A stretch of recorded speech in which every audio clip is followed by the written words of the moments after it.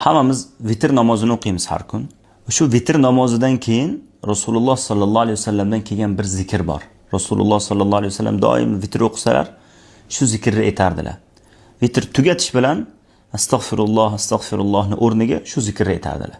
Ubay ibn Ka'b radhiyallohu anhu rivoyat qilgan hadisda Rasululloh sallallohu alayhi vasallam vitr o'qiganlaridan keyin Subhanal Malikil Quddus deb 3 marta aytardilar.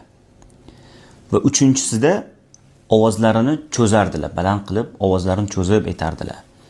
Ya'ni Subhanal Malikil Quddus, Subhanal Malikil Quddus, Subhanal Malikil Quddus deb ovozlarini cho'zib aytardilar. Biz ham shu sunnatni o'zimizga odat qilib olishimiz kerak. Rasululloh sallallohu alayhi vasallam yana bir sunnatlariga amal qilgan bo'lamiz.